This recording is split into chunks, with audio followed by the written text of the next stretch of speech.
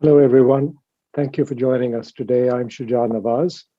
On behalf of my colleagues at the South Asia Center of the Atlantic Council, I welcome you to this very important conversation on Afghanistan with Inspector General John Sopko, who has been shepherding the US review of its reconstruction efforts in Afghanistan.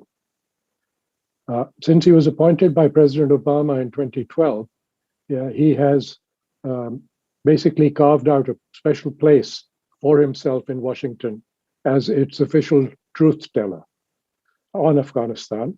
He brings to this job 30 years of professional experience, looking at projects, working on the Hill, working in government. And so we are going to look to him to give us some ideas for the future on how to protect the Afghan people. Now, we know that some $146 billion of US money has been spent on the reconstruction effort. Tens of thousands of lives have been lost, including coalition forces, Taliban insurgents, plus countless Afghan civilians, not to mention those who died in the ancillary terrorism and military action inside Pakistan. Meanwhile, the US has also poured close to $850 billion in its war effort in Afghanistan, only to depart in a hurried fashion after crafting a safe departure deal with the Taliban. Its Afghan partners were suddenly left bereft of US and coalition support, especially for their fledgling air force that gave them some advantage over the Taliban. The result was the inevitable and sudden collapse of the Afghan government and the unfettered entry of the Taliban into Kabul.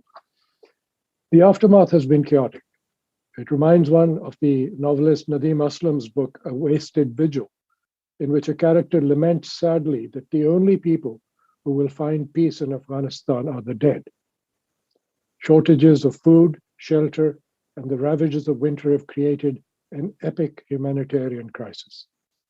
The Taliban remain under sanctions, so it is difficult for aid to go to Afghanistan or to be distributed. John Sopko is here today to warn us of the looming danger, but also to offer some guidelines for solutions to the current crisis.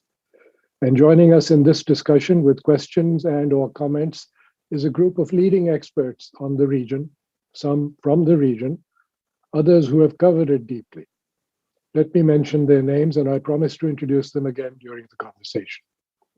They include former Foreign Minister Khurshid Kasuri of Pakistan, Ambassador Javed Ahmed of Afghanistan, Dr. Rabia Akhtar, Pashtana Durrani, and Christina Lamb. Our audience is invited to join the conversation by sending us comments and questions that my colleagues at the Atlantic Council will capture and will share with me, and we will attempt to get as many into the conversation as we can. But first, let us hear from Inspector General John Sopko. Over to you, John. Thank you very much for that kind introduction, Shuja. And I also want to thank you and the Atlantic Council for inviting me to speak this morning. I also want to give a belated congratulations to the Atlantic Council for celebrating your 60th anniversary. For over half a century, the Council has led critical discussions just as this and done critical research on some of the most important issues facing the United States and the world. One can point to many examples of this leadership, including the great body of work that Shuja, you conducted for over many years as the first director of the South Asia Center.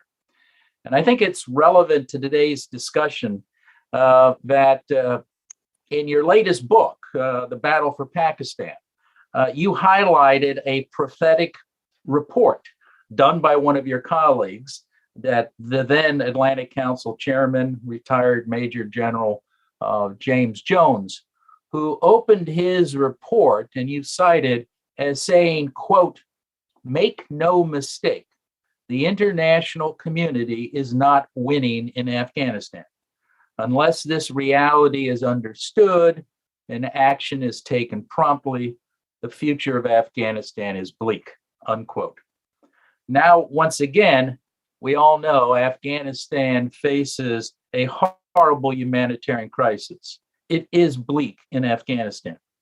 But just as General Jones did in 2008, I'm here today, as you alluded to issue a warning. In this case, the international community must apply the lessons that we all bitterly learned over the last 20 years, lest this urgent humanitarian aid, which many people are discussing, the UN just announced a large aid program yesterday, but lest that aid for Afghanistan is wasted again, or is stolen, or is diverted to the Taliban. Now, as you mentioned, since 2009, my agency, the Special Inspector General for Afghanistan Reconstruction, or commonly called SIGAR, has provided independent and objective oversight over all US-funded reconstruction programs there. We have issued over 700 reports making recommendations to improve reconstruction efforts. All told, SIGAR's auditors and investigators have saved the US taxpayer over $4 billion. I think I can start by saying that, like others before them, the Taliban is learning the bitter lesson that winning is not the same as governing. Since their takeover last August, the Afghan economy has cratered. According to the World Food Program, by the end of November, 98% of all Afghans did not have enough to eat. And this winter alone, over 1 million children are at risk of starvation and death. And access to healthcare services, minimum healthcare services, have significantly worsened. Now, the international community has not ignored Afghanistan's dire straits. Aid, though significantly reduced, has continued to flow. The United States continues to be the single largest donor, providing $782 million in humanitarian aid for Afghanistan and Afghan refugees in the region. And as I mentioned, just yesterday, the UN announced what they call a transitional engagement framework to spend up to $8 billion to support the Afghan people. Yet, while all this aid flows, neither the United States nor any other Western donor at this time has a diplomatic or military presence on the ground in Afghanistan. This lack of on-the-ground oversight increases the risk that that foreign assistance will be diverted before it reaches the people who need it most. Let me be blunt about this. We have seen this movie before. Over the past 20 years, the United States spent over $146 billion on reconstruction in Afghanistan. Of the amount we at SIGAR reviewed, our conservative estimate is that at least 30% of that aid was wasted or stolen. So let's be aware, we spent too much money, too fast, in too small a country with too little oversight. We should keep that in mind as we go forward in humanitarian assistance. So the question you may ask is, how was this possible? How could we have wasted so much money? Now, we have highlighted multiple reasons in our work. Particularly our 11 lessons learned reports have indicated that really insufficient oversight has been the core problem, along with an inability to adapt to changing conditions on the ground. The unvarnished truth is that we can send all the money in the world into Afghanistan, but it will be a tragedy if that money winds up in the hands of the Taliban regime or other bad actors other than the Afghan people who need it the most. So I offer today both a warning as well as a path forward that includes some common sense best practices that can be taken to reduce the risk and improve the chance of success in Afghanistan. As the only US government agency legally tasked with whole of government oversight in Afghanistan, SIGAR knows well the risks and challenges the United States and the other donors face. Now, let me just say here that as an independent inspector general, SIGAR cannot take a position on whether we should provide more humanitarian aid or not, nor can we design assistance programs. Those are matters for the administration and executive branch. But SIGAR's authorizing legislation allows us to make recommendations to promote economy, efficiency, and effectiveness in the administration of programs in Afghanistan. So what we have done is we have developed the following 10 best practices, which are based upon our extensive oversight experience in that country, including the nearly 1,200 recommendations we have made over the last 13 years. I believe that if these suggestions are followed, Congress and the administration can effectively respond to the humanitarian crisis while lessening the opportunity for waste and diversion. Here are our suggestions. First of all, establish a clear purpose for any of the humanitarian aid.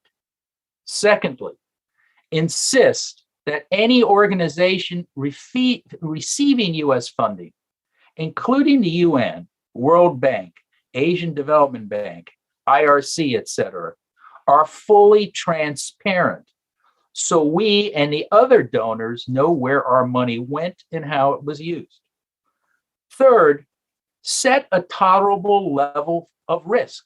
There will be wastage, but we have to be ready to end any activity if that risk or that wastage becomes too great.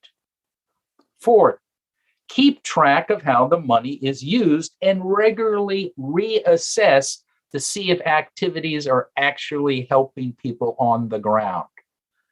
Fifth, determine clear, relevant metrics that measure outcomes, not just how much money was spent or how many people signed up for a program. Sixth, if an activity is going poorly, make course corrections and be prepared to pull the plug. Seventh, third-party monitors are necessary, but the US government and the other donors have to be diligent in evaluating them and their standards. We have to monitor the monitors. Eighth, adapt to the evolving situation on the ground. In Afghanistan, one size does not fit all situations. Ninth, seek smart opportunities for smart conditionality. And I may add, don't overwhelm those in Afghanistan with conditions. 10th, look for activities that the Afghans can eventually sustain without or with limited outside support. So in conclusion, let me just reiterate, there's a new reality in Afghanistan, and it may mean the flow of US and Western aid continues for the foreseeable future. If it does, effective oversight will be essential to ensure that such funding is not wasted and has a chance of a real and positive impact. SIGAR, of course, remains committed, as it has for a decade, to protect US taxpayer dollars from misuse and to promote better outcomes. But now more than ever, US, and I would caution Western allies, have the opportunity to put into practice what we should have learned over the last 20 years. And by doing so, adopt best practices for this new altered political, social, and economic landscape. If there is one lesson we can take away from looking at what happened over the last 20 years, and one lesson I hope the audience takes away from today's discussion, is that we cannot continue to do things like we did in the past. If we decide to do that, we will probably risk failure again. So let me thank you again for speaking at the council, and I look forward to the further discussion and answering any questions. Thank you. Thank you, John. And as you said, it requires a lot of common sense, and those are that is the basis for your guidelines. But as you well know, common sense is really not that common. And so let me ask you this. Now that you've highlighted the impending humanitarian crisis, cynics will counter that by saying that this is too little too late, that the United States and its allies should have known, and particularly because of your own organization's efforts at sharing the lessons learned from the 20 years of reconstruction efforts in Afghanistan. You have issued hundreds of reports on the wastage of resources on both the reconstruction effort as well as the war fighting. And you have warned of the results of some of the actions or inactions, including the one about the Air Force that I referred to. Now, the question is this: has Washington and have the other Western capitals learned anything? It seems that the overarching mood currently in Washington is to punish the Taliban for having outlasted the coalition, and to perhaps blame Pakistan as an unfaithful ally. Will that solve the problem? And if not, how can we change the mindset and focus attention, as you say now, on the needs of the Afghan people? What can be done to change that approach in Washington? Well, we are stepping into the policy issues that maybe the other colleagues at today's panel can discuss in more detail.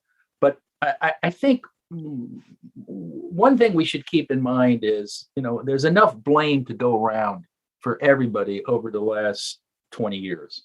And I think focusing on just blaming and saying he did this, she did that, whatever, I don't think that accomplishes anything. I think what's productive is finding out what didn't work, what did work, and then follow a better approach in the future, rather than focusing and just blaming everyone. Now, there is almost a universal outlook. We all know that. The UN has restrictions on assisting the Taliban or recognize even the entity. And so does the US and most donors. So I think that's a reality that you have to accept. So what we're proposing today, and we're going to be expanding upon this, not expanding on the 10 policies, but discussing it more next week when we issue our quarterly report. We'll go into more detail. But this is to say, look, here's what we learned. Here's what you should apply before you start thinking about shoving $8 billion in humanitarian aid to Afghanistan.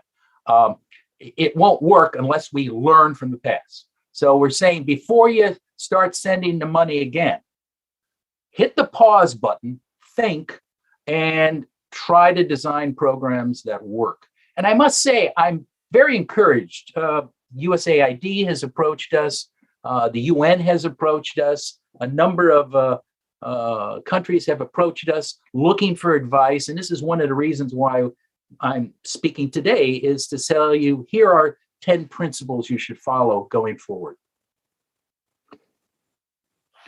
You referred to the United Nations report that was issued yesterday, and its title really kind of gives it away. It's a transitional engagement framework.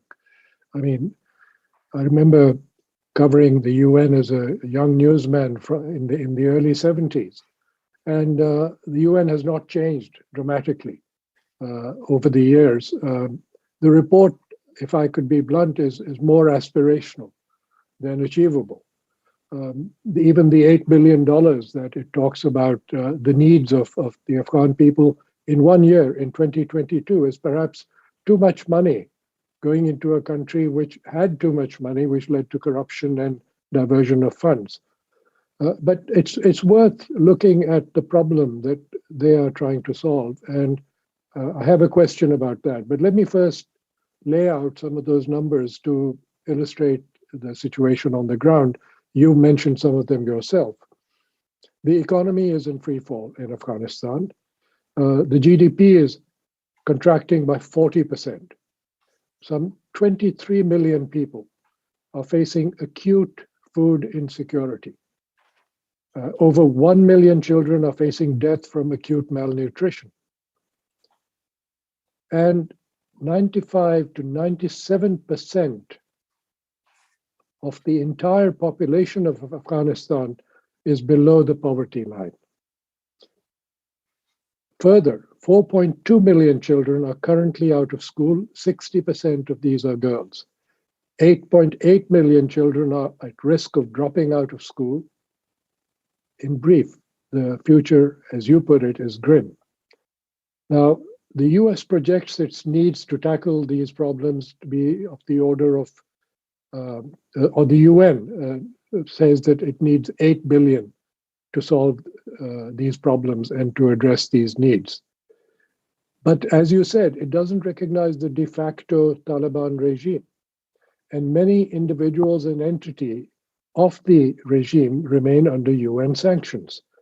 So how realistic is it to expect aid to flow to Afghanistan under these conditions? And what can be done to change that situation? That's a very good point. But I will say that we have faced similar situations, and the UN, World Bank, other Western countries have it in other countries, where we have recognized a humanitarian crisis, but we also have a host government that we don't want to deal with for various reasons. And there are a number of countries around the world where we are currently doing something like this. So it can be done. And in our conversations with some officials from the UN, World Bank, and other countries, they've actually told us that. So I think we can learn from how to do that. So you can operate. It's more difficult, but that's why you need people on the ground where you can. You need people to make certain the money isn't diverted. And you need somebody in charge. I mean, looking at all of our reports, and our listening of what really went wrong. One of the problems was we didn't really have a strategy. Number two, we didn't really have anybody in charge. We had multiple people in charge.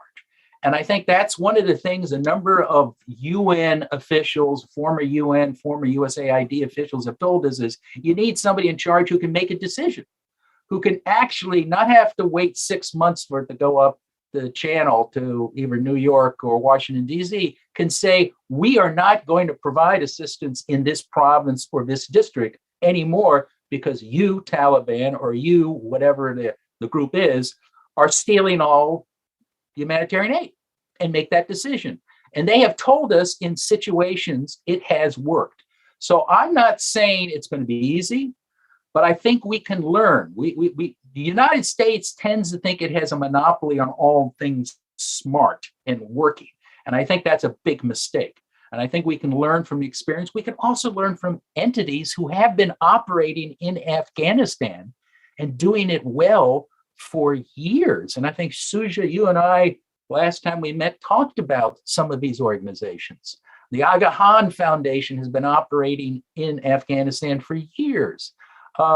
Doctors Without Borders have been operating in Afghanistan for years and able to provide humanitarian assistance without it being diverted. I think we need to talk to them. We are talking to them right now. So I think it's something, it's going to be difficult, but it can be done. Can you name some of the other countries that you mentioned where we are dealing with entities that are not legally recognized as the official government? I knew you would ask that in my mind. I think we're doing it in with the Houthi, if I'm not mistaken, that we will, by we, I mean the UN and other entities are providing humanitarian assistance, but they don't want it to go through the central government. I apologize. I'm having a mental breakdown right here on that, but there are a number of countries where we've done it in the past.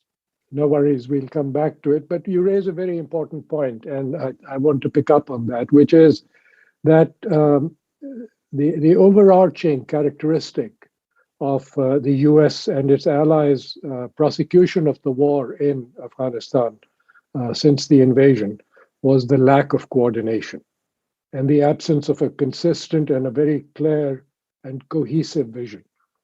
In my book that you mentioned, I spoke with leading military and political figures here as well as in Europe and in the region. And there was a consistent theme, which you've now picked up on. General Jones said that when he took over as Supreme Allied Commander for NATO, the first thing he discovered was that all these countries that had sent forces into Afghanistan were doing their own thing. When General Doug Lute, who was the transitional head of Afghan policy at the White House under the Bush administration, was asked to stay on by President Obama, he prepared a presentation that he called 10 Wars. It was a PowerPoint deck that he called 10 Wars. General McChrystal, many years later, used the same term in describing the chaos and confusion in the way we were operating in Afghanistan. So, as you well know, even the war effort was marked by this lack of continuity and consistency, and we were changing commanders in the field every 13 months. So how can we expect the United States and its allies to alter this behavior when it comes to mounting a humanitarian effort? How can they take the lead? Well, I think the first step is to recognize that there was a problem, and to, in the case of a strategy, that's what we say, come up with goals in your strategy. I believe that's the first principle we come up with, and then designate somebody or some entity as being in charge. That can be done, particularly, I think, when you're dealing in Afghanistan now with humanitarian assistance. I don't think many Western countries will be operating independently in Afghanistan. So I can't make a recommendation, but obviously the UN has been operating there for a long time. The World Bank will be operating there. There are certain international organizations, and that may, if you give them the authority to do it. But if you do, you can't all of a sudden absolve yourself. And I don't think our Congress is going to all of a sudden say, okay, we're just going to give the money and we're not going to pay attention to how it's spent. Because that was one mistake we learned in Afghanistan. And we've issued a number of audits looking at the UN that were very critical of how they did oversight.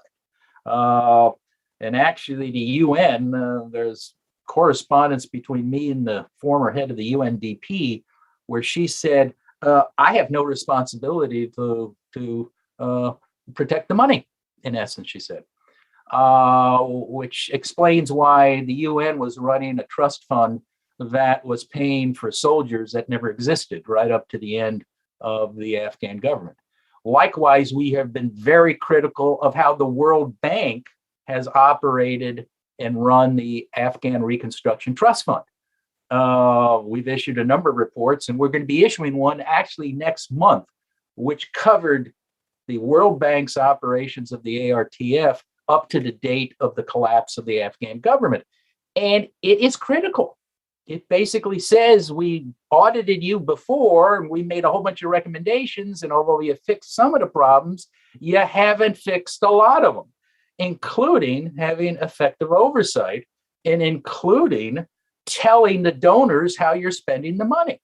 So it can be done, Shuja. It just has to be, again, let's learn what worked and what didn't, and let's do it anew with those thoughts in it. I think we can succeed. That's all I'm saying. It's going to be hard, but I think we can succeed. Thank you. Just picking up on that and something you said earlier, there are organizations that you named that have been operating and that are continuing to operate in Afghanistan even today, despite the fact that there's danger to their staff and particularly difficulty in moving money in and out of the country. Maybe you could talk a little bit about your knowledge of the Norwegian experience, because that in your mind, is also another model.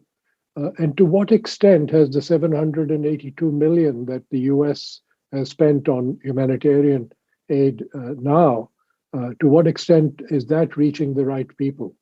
Or is any of it being diverted, to your knowledge? Well, let me answer that question first, because we have not looked at the current humanitarian assistance because it's so new. So we haven't had a chance to look at that and to see how it's been designed and how it's being spent. So I can't answer that question. The Norwegians, along with a number of other countries, what commonly referred to as the Nordics, have done an excellent job on doing oversight over the 20 years in Afghanistan. The Norwegians, I believe, are still, they have a monitoring program because they still are funding demining operations in Afghanistan. And as far as we know, and our latest audit of that mining program was very positive of how the Norwegians did it. And rather than me tell you how they do monitoring, I would highly recommend you reach out to these countries. This is, again, I go back to, we are not the center of all knowledge and all good. And we should be a little humble about this. And I think the Norwegians did an excellent job. We can learn a lot from the Germans. They did an excellent job in some of their programs and some of their assistance programs over the last 20 years. And the Japanese did an excellent job. And there are some countries that we don't really view as major players, but they did an excellent job of doing work in Afghanistan. And likewise, again, I go back to the Afghan Foundation. I think both you and I remember the head of their Washington office, Iqbal Nurali, who, when I first started working 10 years ago, took me aside and basically explained how they worked and introduced me to his colleagues in Afghanistan. And they did an excellent job. Their money was not wasted. And Doctors Without Borders is an organization we can learn from. They have been operating since the original Taliban takeover. And as far as we know, and again, we don't audit them because they don't accept any US money. They don't accept money from anybody, any government, I should say. But their board and their people have been very positive about how they have operated without major loss. There is some loss of funds, but out of major problems. So we can learn from all of these. I take note, John, of your use of the word modesty and humility a couple of times. As my friend Steve Inskeep once said to me when we were discussing my book at the Atlantic Council, he said, these are two words that are not frequently used in Washington. So I'm glad that you are using them. One issue that needs some focus is the role of the near and far neighbors of Afghanistan. Are regional efforts going to be important? And if so, is that an avenue that the US and the Western allies should pursue?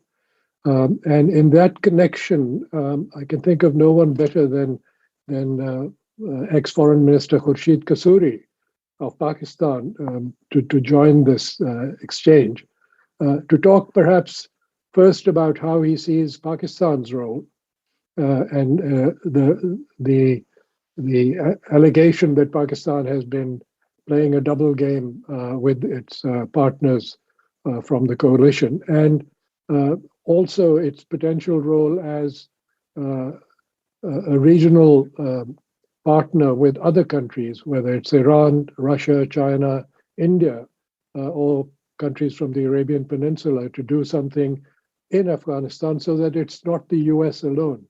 So I'm going to ask Foreign Minister Kasuri to join the conversation at this point.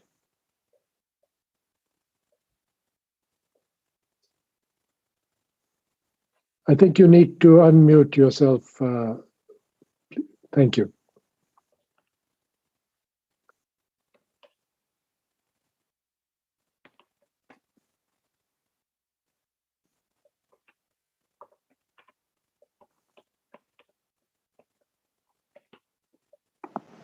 Can you hear me now? Yes, we can. Thank you. Okay, okay. Sorry for wasting your time. I'm not very good at these things. My grandchildren make fun of me, but anyway, I think all our grandchildren make fun of us. But coming to Pakistan, the roll and double game, they used to use that word, so I'm not going to skip that. We've been in that neighborhood for 40 years. We are a medium-sized country and a developing country. Because there was the Soviet Union and then the United States. And we have, as our neighbor India, with India, I think we've had 4 wars. The last one was in Kargil in 1998 over Kashmir. And I know the international community is aware of the human rights violations there, but they have a much greater impact here. But I'm not going to touch on that. What I'm going to say is that we live in this neighborhood and we have made mistakes. Who has not? When you have, for 40 years, have war on your border, willy-nilly, you have been forced into situations. Even when the United States, on 9/11, I think my predecessor, because I took over later, the foreign minister then, Abdul Sattar, has mentioned the circumstances under which Pakistan was operating and joined the United States. Now, with a situation like that, we are bound to have made mistakes, but I'm grateful to Mr. John Sopko. I actually read some of his remarks made recently, and I'm going to quote from them. Yes, this was a speech he made to Military Reporters and Editors Association in Arlington, Virginia, on 20th October 2021. And this is, those of you who followed Segar's work know many of the reasons for the unexpectedly quick collapse of the Afghan government, a problem that Segar has reported on for years. Corruption, ghost soldiers, dependence of the Afghan military on US air power, contractors and other enablers, and incompetent Afghan leadership, to name but a few. He then goes on to say, but we all know that the US agencies have not made honest reporting easy for Segar. Now, it was not just bad for Segar, it was worse for Pakistan. Because if those reports had seen light of the day, probably Pakistan would come in for less blame. So yes, we have been blamed for double game. It's a very different situation. It should not be forgotten that we hosted 3.5 million Afghan refugees, which was the largest up to that time in the world. You asked me recently what Pakistan has done. We organized an extraordinary meeting of the foreign ministers of the Islamic Cooperation. And besides Islamic countries, United States, European Union, United Nations, Russia, China were all invited. And Secretary of State Blinken complimented Pakistan for holding this conference. We have been providing aid. We are a poor country, but we've done as much as we could. And even though we have not had the best of relations with India and there are problems, but we have offered to help them transport wheat to Afghanistan. I know it's facing some problems, but I hope that this wheat will get through to Afghanistan. But Pakistan is doing the best that it can. As far as the regional efforts are concerned, apart from the organization of the Islamic Conference, we have organized, to this conference, we also asked OPEC countries. Now, I'm very happy. The timing of your webinar today is just 2 or 3 days after the Oslo conference, in which United States and many European countries, including France, Britain, Germany, the European Union, they all took part. And I'm even happier that members of the Afghan civil society were invited, and 7 politicians were chosen who may not have been members of the government of President Ashraf Ghani, but they were there, and there was a relatively good resolution at the end of it. So regional efforts will continue, but this is a very positive development, the holding of the Oslo conference, because Afghan people, regardless of what the Taliban's shortcomings, and there are many. One reason why the Taliban government is not very happy with Pakistan is that we continue to tell them that they need to improve their human rights record, particularly on women seeking jobs and education, as well as making the government more inclusive. But we've taken that risk because we feel that if Afghanistan doesn't improve the situation, ultimately we will be the prime sufferers. And I would thank you for affording me this opportunity for this intervention, and also the Atlantic Council for asking me. It was a great learning experience today, learning to Mr. Sopko, because whereas I'm aware of many things which take place in our region, and I have made references to his speech, nevertheless, his wise remarks based on his experience, I think definitely need to be taken into consideration when further aid is sent to Afghanistan. We really appreciate your intervention, Minister Kasuri. And John, if you could hold off on your reactions, I wanted to bring in a colleague of ours, Javed Ahmed, Ambassador Javed Ahmed, who is a non-resident senior fellow of the Atlantic Council, before he became the Afghan ambassador to the UAE, and now after having resigned from that position. Javed was in the UAE and involved in the final negotiations and discussions between President Biden and President Ashraf Ghani. So he knows a lot about what went on, particularly in the end game of the previous regime. Let me ask him to first of all respond to the comments that Minister Kasuri made, but also to give us a sense of what was going on in the Afghan government in those final days with reference to what Ambassador Sopko has said. Javed. Shuja, I appreciate it, and it was great to hear Special Inspector Sopko, but also former Mr. Kasuri.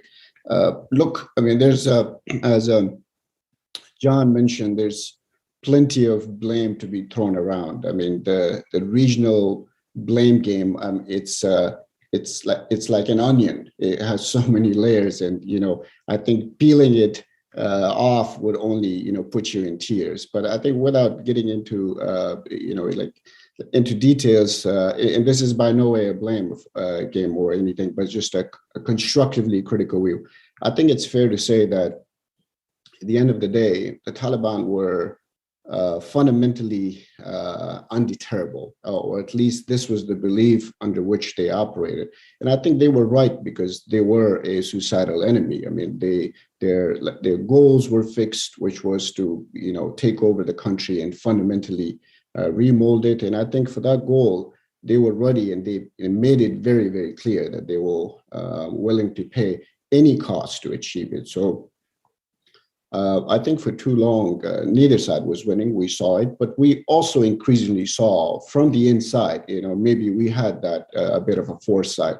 You could call it the writing on the wall, or the writing on the back of the wall, but we saw it, that how one side was losing more and more slowly. And the problem was, or the challenge was, that the Taliban operated with a certain conviction that any resistance against them, foreign or domestic, was essentially pointless.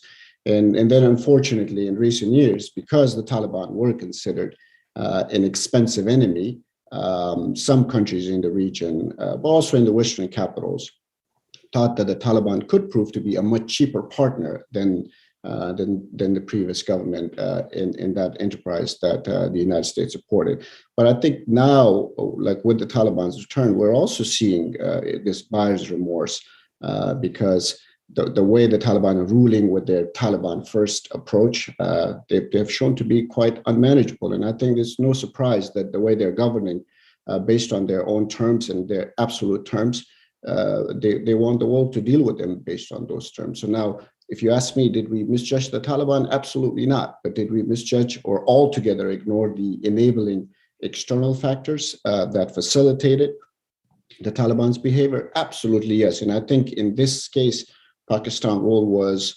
or us accepting that as one of those gross misjudgments, were and allowing them to do whatever they were doing as business as usual, or something that really was an important factor. Afghanistan government, the government that I was serving under, it was to be blamed, absolutely, but there was an important Pakistan element to this one. I think that needs to be unpacked, and I think this is also something that the United States need to pay a lot more attention to going forward. One thing I do want to mention, and I think this was mentioned, Shuja, in your remarks as well, is that I would argue that in truth, America, the United States never really had a winning chance in Afghanistan because of the Pakistan problem. Again, it's not a blame game. Pakistan always provided this longer-term predictability in their partnership with the Taliban. I think, in contrast, the Afghan government, arguably, again, you could make that editorial comment as well, and for Mr. Kasuri could do that. I think, arguably, the Afghan government didn't always have that longer-term predictability from their partners. Yes, the Afghan government was a powder keg full of problems, but this erratic Western approach that we saw, that we're staying in Afghanistan today, but we're leaving next week, it didn't really help. And I think the Pakistan's competitive advantage there was that they maintained that predictable nature in their symbiotic partnership with the Taliban. They never put a timeline or an artificial deadline on their support with the Taliban. I think it was always an open-ended partnership, of course, with some tactical exceptions, and it was and it worked. It worked perfectly. But now there's a buyer's remorse, and I think from what I'm seeing right now is that they're less concerned about a cross-border terrorism from Afghanistan, but more concerned about an unmanageable Taliban. Thank you, Javed. And I think some would argue now that that relationship may be unraveling, perhaps at speed, between the Taliban and Pakistan. John Sopko and you both perhaps could also address a question that has come from the audience, which is the accusation that President Ghani was supposed to have taken a whole bunch of cash with him, or his people took cash with him when they left the country. Has there been any investigation of that on the part of SIGAR? Or Javed, are you familiar with any of the details of this allegation? Javed, you first, and then Inspector General Sopko, please. I'm aware of the allegations that was made, yes, but I'm not aware of the details. I think this is, I believe, Special Inspector Sopko was looking into this, but I'm personally not aware. I think this is a question for John and, of course, for President Ghani himself to answer. John? Certainly. Thank you for that question.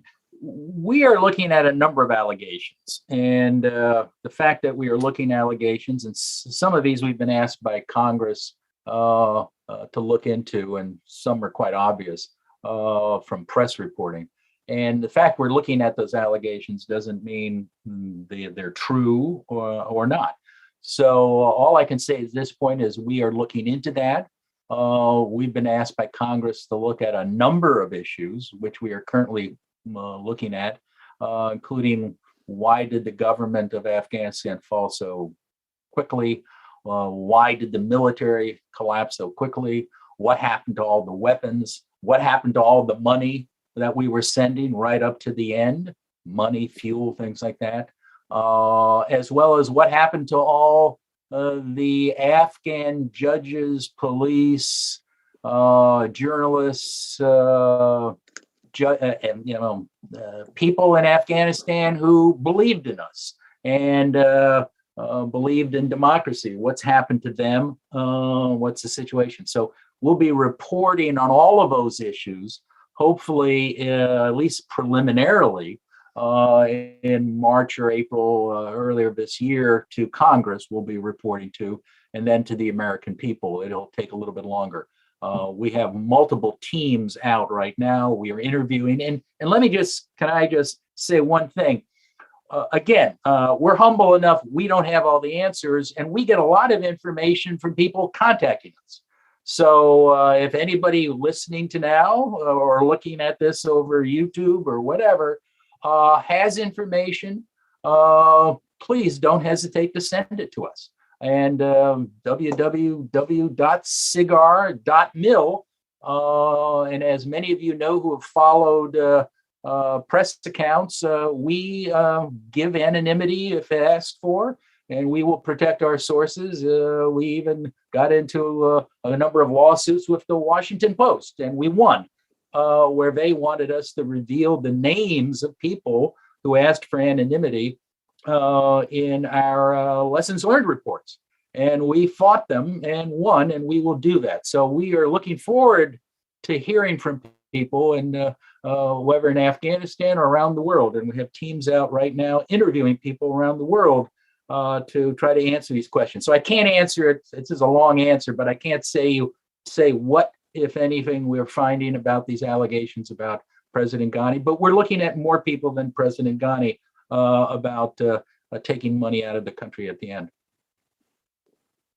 Let me pick up on something that Javed mentioned, and this was the role of Pakistan, which was ostensibly a partner of the United States in the coalition efforts in Afghanistan, but perhaps the more accurate description would be sometime partner, because it was an on again, off again kind of relationship as they tried to hedge their bets to retain ties to the predominantly Pashtun insurgents who occupy large swaths of territory of its shared boundary with Afghanistan. Now, Rabia Akhtar has been looking at this whole situation very deeply, and she heads a think tank at the University of Lahore. She's also a member of the Atlantic Council family as a non-resident senior fellow. So I'm going to ask Rabia to pitch in at this point. Is Pakistan ready to play a positive role, or is it largely on the back foot now vis-a-vis the US that is forcing it to choose between America and China, among other things? Rabia. Yeah, thank you so much, Shuja, for the invitation to be here, and it's been really an enlightening discussion. I had a couple of questions for Mr. Sopko, but to start off with answering your question, I think Pakistan, is in for an awakening with respect to as to how its relationship is unraveling, as you put it, with the Taliban are at this stage. And also for the rest of the world to see, probably, who thought the Taliban were Pakistan's puppets and, it was an installed government. Now they can openly see the kind of challenges Pakistan has had ever since Taliban have come, to power in Kabul. We have had issues over the international border, no guarantees given by the Taliban. We have had issues with the fencing. We have had issues with Taliban going to India seeking humanitarian assistance. And above all, we have had no commitment on TTP and counter, on terrorism emanating from Afghanistan into Pakistan. So these are huge sets of challenges that Pakistan is dealing with currently with respect to the Taliban regime. I don't think that Pakistan is in a position or is being forced by the US to pick a side. The government and Foreign Office has been very categoric in stating that, they're not going to play bloc politics. This is not Cold War politics. This is not the new Cold War even. And Pakistan knows, what is in its national interest, and it needs to be clear about it. And I don't think that Pakistan, at this stage or even at a later stage, is going to pick any sides. I have a couple of questions, if you allow me to pose to Mr. Sopko. What has the US experience with corruption been in Afghanistan? Monitoring a multi-donor operation worth $8 billion, I believe, is going to be a challenging task. And earlier, there was poor oversight and contracting practices, and the pressure was to spend the money.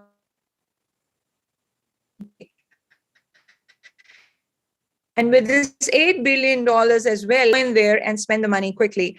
In the 10 points that you have mentioned, you've talked about money, but where are the people in there? What if these people go in with this much money from various agencies and there is a hostage situation? What if the Taliban keep both the people and the money? What's going to happen then? Is there any strategy for that? Are people even thinking about that? There is also this, concern that with this conditional aid and these agencies going in, there will be a parallel sort of government, which will have $8 billion to spend in the name of humanitarian assistance without recognizing or legitimizing the current Taliban regime. So what are some of the support systems on ground that they are going to be outsourcing or contracting with? What is the system on ground? The world and Pakistan would like to know that. Lastly, I would like to know as to what does humanitarian assistance include? Does it only mean providing food to people and keeping them warm for the winter duration? What about their jobs? Don't they need dignity and hope as much as they need bread? Who's going to provide them those? When $8 billion are finished, what's next? So these are some of the questions that all of us are thinking. I think there absolutely needs to be strategy. There needs to be, all hands on deck approach. But the problem is is not a small one to deal with. So your answers would be appreciated. Thank you.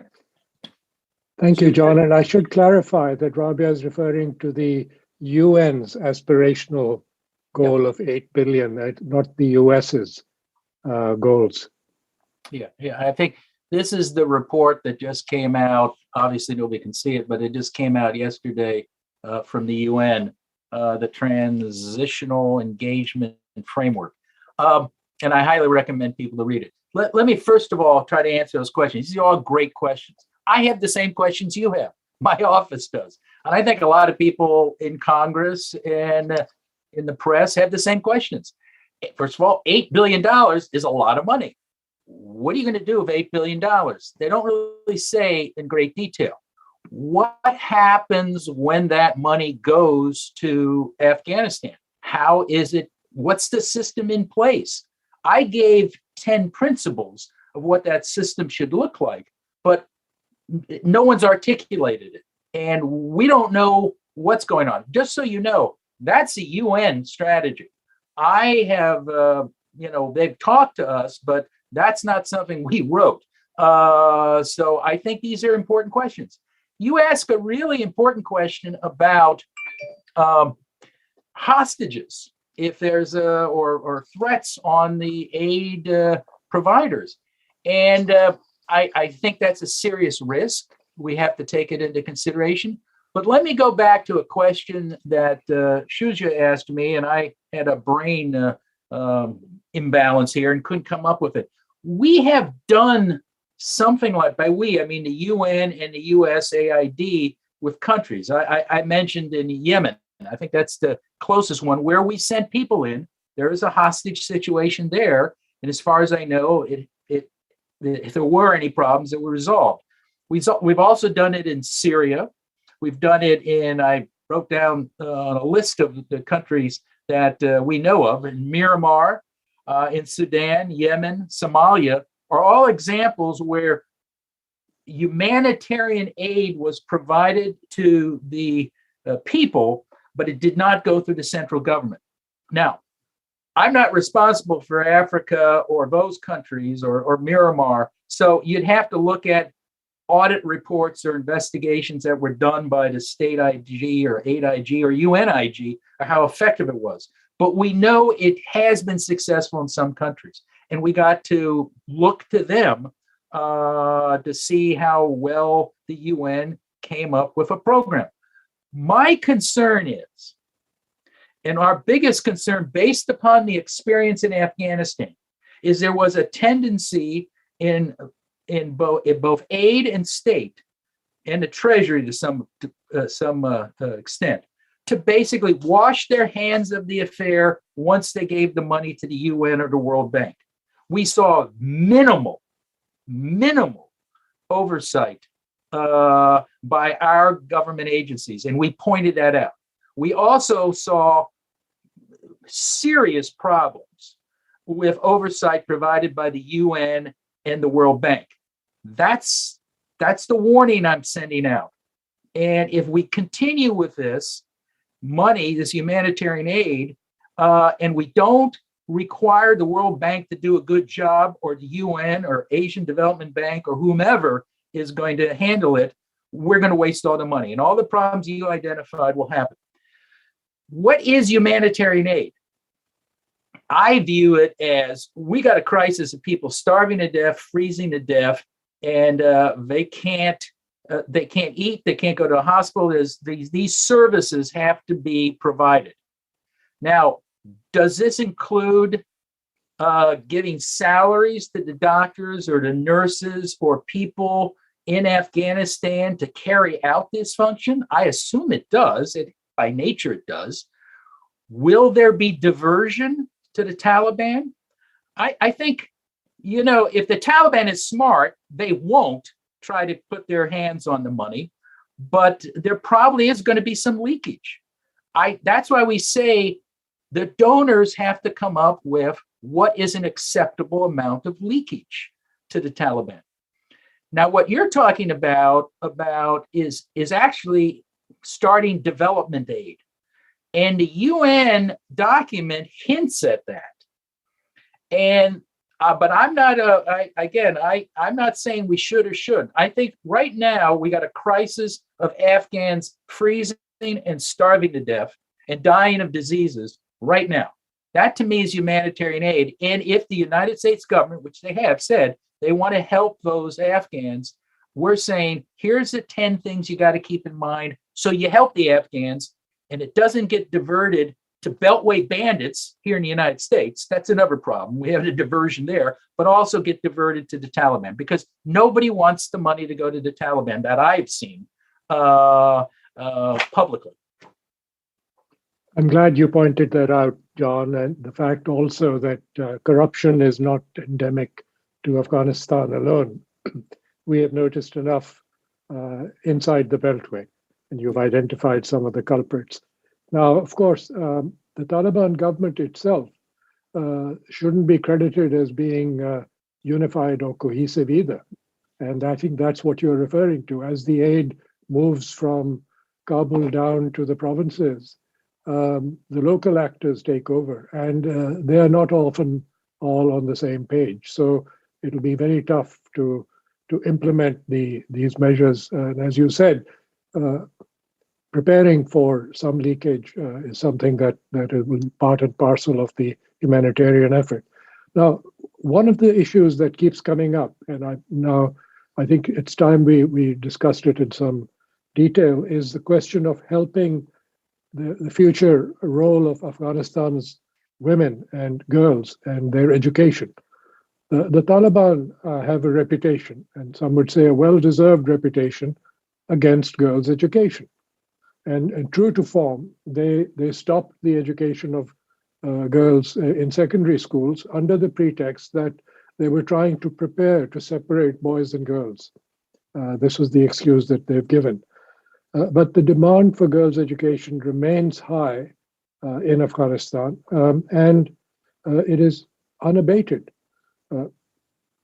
We are delighted that we have with us Pashtana Durrani. She's a well-known activist for girls' education in Afghanistan. She runs an organization called Learn.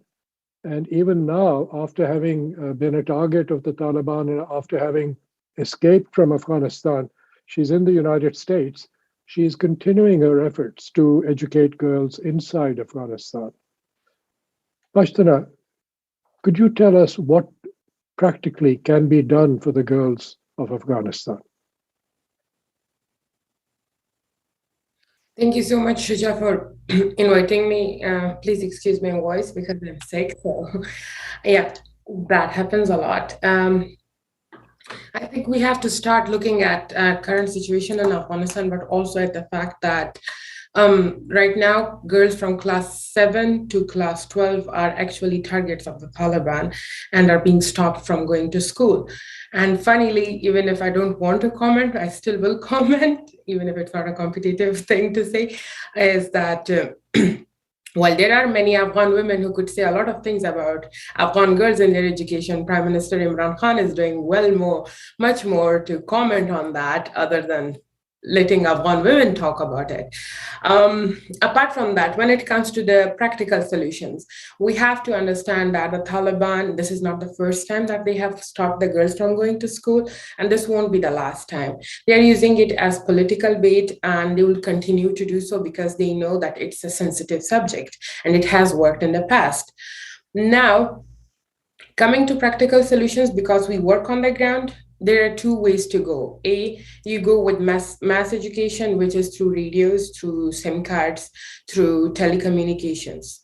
That has been done, that is being done. We are part of it and we are doing it. I really don't want to go into the details of like what needs to be done. Apart from that, I want to really focus on the practical solutions, because that's what USAID should have been doing in the past 20 years when they got money for Promote or for any other project. Mass education is important in Afghanistan. It's being discouraged right now. Taking a daughter to school is being discouraged because that's how people look at it. Second thing is, post-education, what is the future of a girl in Afghanistan? That's also important. Where is she going to end up? For me, it's very important that post-education, they are able to earn some money, because Afghanistan is a poor country and we cannot be philosophical and say, oh, education is important because it makes you the right citizen or whatever. No, it makes you a responsible citizen who pays taxes and has a way in a society and is not being sold into a marriage just because she's a girl. So education should be providing that job opportunity to the women of Afghanistan and to the girls of Afghanistan. Apart from mass education, the fact that Taliban hold that power right now, that needs to be taken. The first one is a solution that the fact we are working on right now is with satellites, and SpaceX is launching internet satellites in Afghanistan, making internet freely accessible, filling in a digital gap, and making sure that it's accessible on all the 34 provinces, and girls access education in Pashto and Dari, or anyone for that instance. It's the most important thing that we can do. This has been done in Tunisia and it has helped and worked, and it was done through a World Food Program, and it's helping Tunisia overall. So why not Afghanistan? Those are the practical solutions that we need to talk about. Apart from that, that once there is a place created for girls to learn, and I understand when people talk to me and tell me Afghanistan is a country with no electricity and no internet. So the internet problem is already being solved by the SpaceX solution that I'm working on right now. Then comes the electricity problem. Afghanistan is a country with 365 days of sun, and most of the southern and the eastern region still has a lot of sun if we use solar panels. So solar panels is a very good alternative, including we can use generators up until a national solution comes to electricity. But these are sustainable solutions. Once electricity is solved and internet is solved, all you need to do is have a digital device, click on it, and you land on a learning page, and you can learn in your own native languages, Pashto, Dari, and hopefully someday in Uzbeki. Those are the practical solutions. Even if you don't have internet, even if you don't have, let's say, mobile phone, a radio is something that I always say that it's very halal in our homes and everyone has it. So even my grandmother had a radio. She used to listen to BBC and Azadi Radio. So radio is something that we are working on, and there will be segments of teaching in Pashto and Dari on those. These are the strategies that you can take power back from the Taliban, where they can say, oh, we are closing the school so the girls cannot access education. But practically, we are opening alternative ways where they can access the education and the Taliban can control it. Now, overall, when we look at Afghanistan's national education policy and what has happened in the past, education was one of those places where they got a lot of aid. And practically there were a lot of ghost schools, ghost teachers, and ghost students even. But there were girls who were going to school. I am a product of those students, right? I have been studying at the American University. I have got a USID and a US Embassy scholarship. So I can't deny the fact that I am one of those people who actually am at this place because of that funding. And there are good sides to that, but also for a fact that girls' education is being politicized right now, and all those actors who made it possible for the Taliban to be in power are talking. Other than the people who actually need to talk, they're not given the place to talk. And I can't stress on it enough for a fact that yes, we can say all we want, but you personally know, Shuja, the way civil society is being, Afghan civil society is being treated by Pakistan for being Afghan civil society. Only if they treated Afghan or the Taliban or the terrorists like that, we wouldn't have problem like this today. So we always have to look at the way how one is treated against the others. I can be interrogated for hours by ISI, but Mullah brother can openly have a house in Karachi. So those are the two different things that you have to understand. And Mullah brother is a guy who is stopping girls from going to school, and we are enabling that. So you have to see who is the region supporting and what they're bringing in and what the future holds, not only for the girls of Afghanistan, but for the girls of Pakistan too. Thank you. And I think you raise a very important point, which is the contagion effect, as it were, of the Taliban approach to education and to girls, how it could actually be exported to Pakistan. And that is something that Prime Minister Imran Khan should be worried about over time. I appreciate your practical suggestions. Maybe I can add one too, with your permission. And that is that the internet connections, as you well know, instead of building a fence on 98% of the Pakistan-Afghanistan border, maybe Pakistan can set up repeater stations and provide services to all the contiguous areas of Afghanistan so that the internet service is available to them, as it has been in the past for telephone services, we know. So that's just my humble suggestion on that. John Sopko, with your permission, let me now give the Patience Award to my friend, Christina Lamb. She has been most patient. I really appreciate it, Christina. Not only that you've been patiently waiting, but also because you are the only person who is currently in Afghanistan. So you're the most genuine reporter. Now, for those that don't know you, and I'm sure there are not too many in the audience today, but it's worth saying that you have decades of experience in South Asia and Afghanistan. Your massive book, Farewell Kabul, was a fantastic reportage and a source of knowledge on the war. Your more recent book, Our Bodies, Their Battlefields, which I'd only heard about after I was in touch with you, and I've now acquired, is a brilliant report on the plight of women in conflicts across the globe. So you've been doing incredibly important work. You've also been collaborating with Malala. And this book, I must say, is heart-wrenching and a must-read. So a little bit of plug for your book. But do you think that the solutions that John Sopko has been suggesting and that the others have been offering will work in Afghanistan? And what do you see on the ground today? Thanks for that very nice introduction, Shuja, and nice to see so many old friends. I wish we were talking about something a bit more cheerful because it's quite heartbreaking being here. It's the first time I'm back. I was here in September and October, just after the Taliban took over. Now I came back at the beginning of this week. Maybe it's useful just for me to talk a little bit about what I've been seeing on the ground. You've talked about the desperate situation. To actually go into someone's house here in Kabul, where there are 30 people living there, and they are getting 8 pieces of bread a day. That's all they're getting. Nobody has work. It's freezing. It was -16 this morning here. The only fire that they have is going and picking a few bits of rubbish from the road and lighting that. There's no firewood. And so this family that I was with yesterday in Kabul, they are one of the families that I'm sure people have heard about this, but had sold their 8-year-old daughter because they just have no other alternative. And yesterday morning, just before I arrived, they actually owe money as well, because one of the men was hurt in a bomb blast in Sangin and has had treatment for a long while for terrible burns and had to borrow money for that. And the people he owed money to had come to their place yesterday morning asking for the money back. There's no way, they don't have anything.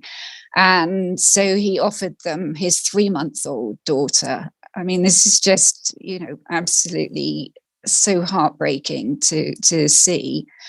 And it's not just the poorest, there's also a lot of kind of middle class poverty now, because so many people have lost their jobs. So I was also with a family, all university educated. The father was very enlightened. All the daughters had been educated. They'd worked as prosecutors, as teachers, pharmacists, all kinds of different jobs. They'd all lost their jobs since the Taliban have taken over. So this family that had been very comfortably off suddenly overnight had no income coming in. And so their food yesterday, they shared a cauliflower at lunchtime, and in the evening they were going to have the rest of the cauliflower. That was it. Today I was outside Kabul in Kapisa, about 2 hours away, and I actually watched. There's been some discussion about how the aid would be administered. So I actually saw it in practice. This is the money that's come in from the World Food Programme. You might have seen pictures of these pallets of dollars flying into Kabul airport. And so it's cash aid.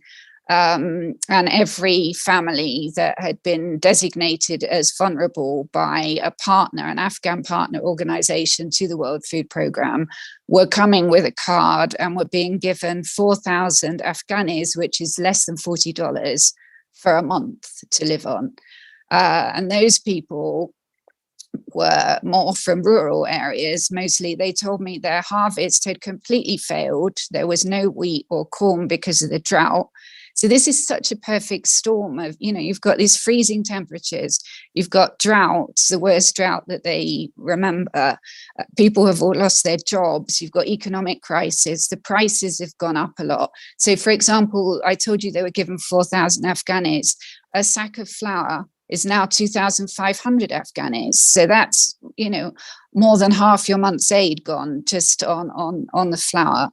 It is really desperate. Some of the people I spoke to today said they've been eating grass the last few weeks because there was just nothing else. And one of the people I spoke to, and this might be interesting just for a different point of how this all happened, how the Taliban took over so quickly, was so Kapisa had a big army base. A lot of people that were there had been soldiers. And one of them was quite senior, a lieutenant, had been working on strategy. And he said to me, of course people didn't fight, because we all knew that the top brass were taking the money that we were supposed to get. We weren't getting equipment. We didn't have proper boots. We just had no sense that anyone cared about us. The morale was terrible. So how do you expect people to fight when the Taliban came? So I thought that was very telling. Christina, could you say a word about the treatment of minorities, particularly the Hazara? Because it appears in Afghan history that, whenever there are internal problems, they are the ones that are in the front line of suffering. Yeah, I mean, last time I was here, I went up to Bamiyan and talked to people there, because that, as I'm sure everybody knows, is where the Buddhas were that were blown up, and is a Hazara area, and was treated very badly last time by the Taliban. There were massacres. And pretty much the first thing the Taliban did when they took over this time was blow up the statue to one of the Hazara leaders. So that didn't bode very well.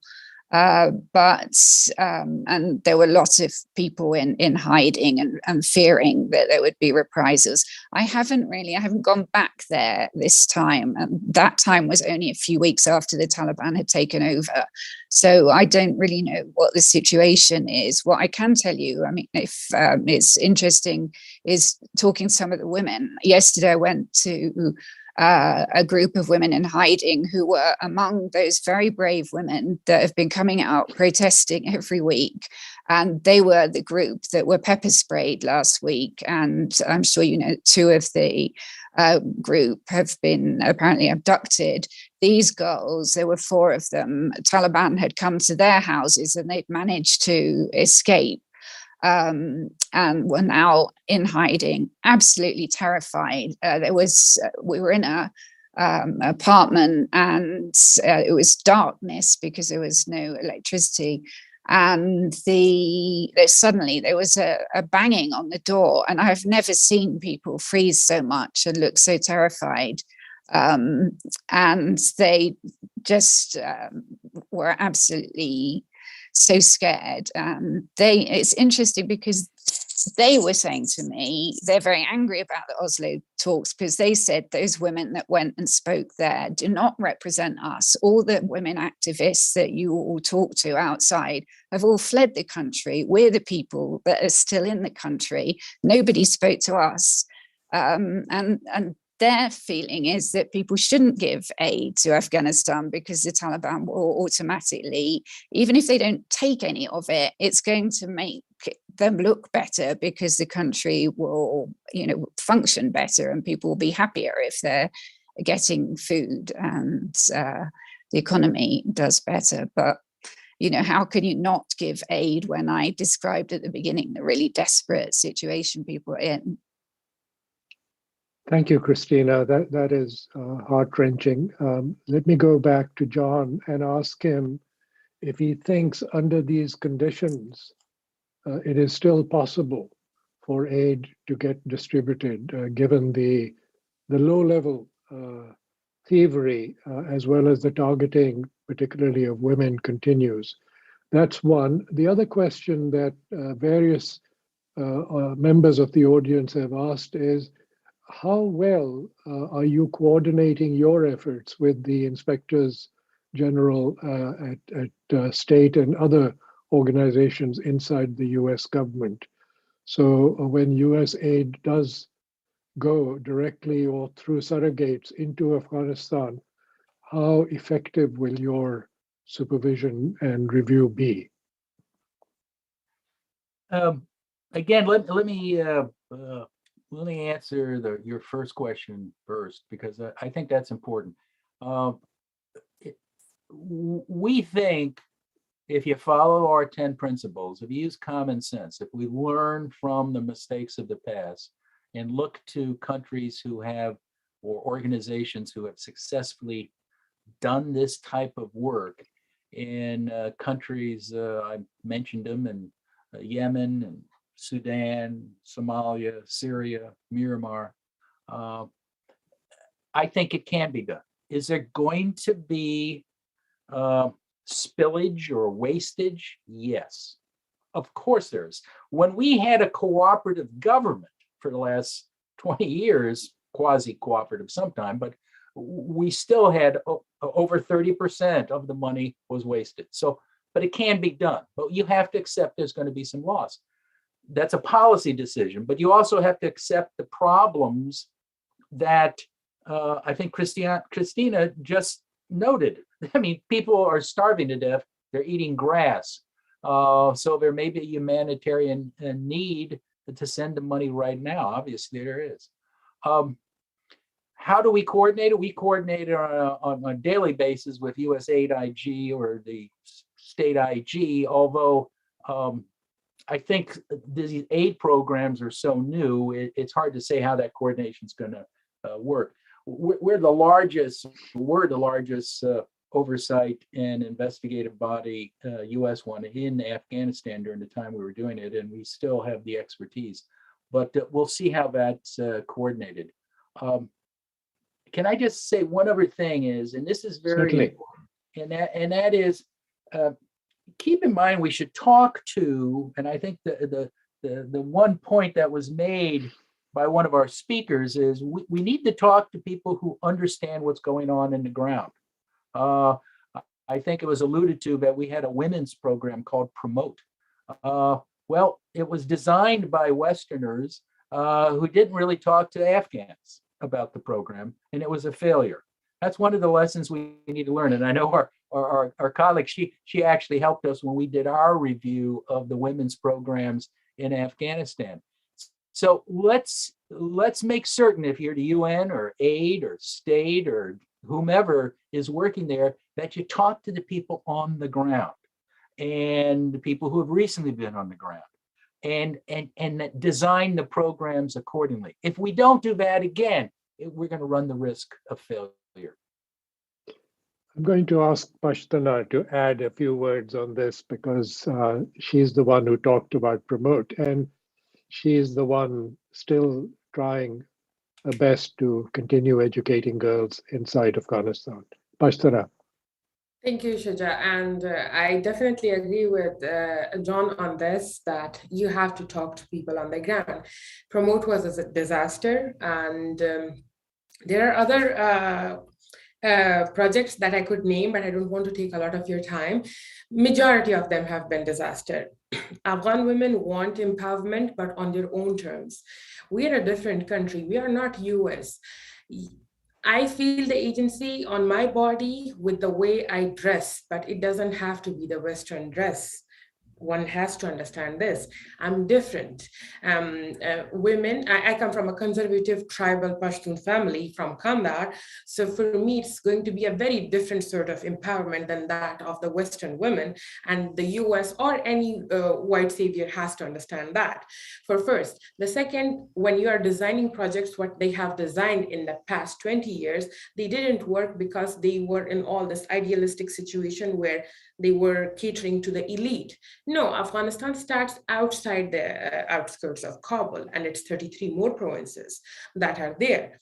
So instead of sending Afghan women the embroidery projects that they cannot export to other countries, don't do that to them. Stop sending them pickles, recipes. We don't have that standard to standardize them and send them to other countries. Instead, focus on people, invest in human capacity, build human capacity. Most importantly, stop listening to people who can speak English. I know I can speak English, but I can speak very good Pashto too, and I communicate. Stop talking to people with double passports. I'm sorry, I have to say it, and it comes off as strong, but it's very understandable that people with double passports don't have invested interests in Afghanistan. They have to leave. I'm going back. I'm today in the US. I'm going back when I graduate because my family lives there and I don't have any alternative from that. The second and the most important thing is Afghanistan is not a project. It's a country. It needs to be treated like a country. Its people need to be treated like humans. They need sustainable jobs. They need humanitarian help. Stop giving us one packet of flour and feeling happy about it, even if it's the US, the UN, or whoever. Let us have our jobs. Let us have access to our accounts. You legitimize the Taliban, you legitimize the Doha deal, now hold them accountable, make them accountable. The least right now the US could do is make a task force of 30 to 40 people in Afghanistan who don't have to speak English, again, I would say that, or don't have double passports, who actually have solutions. How to focus on humanitarian response, how to focus on healthcare, how to focus on education, how to focus on clean water, how to focus on heat in Kabul. That is a big problem right now, by the way. You need people who are solution oriented, who are sustainable, sustainability focused, and most importantly, who are not invested in Afghanistan for a political position, for a regional position, or for a donor aid program, who are invested in Afghanistan just as an Afghan. And that should be men and women of Afghanistan. Sometimes I even feel bad because I'm out of Afghanistan and I shouldn't be saying this, but also my brain works very nicely when it comes to solutions, so I should be presenting them. So, not being self-centered. So we need a task force from the US side that's invested in Afghanistan. In reality, there are solutions that actually work for Afghanistan.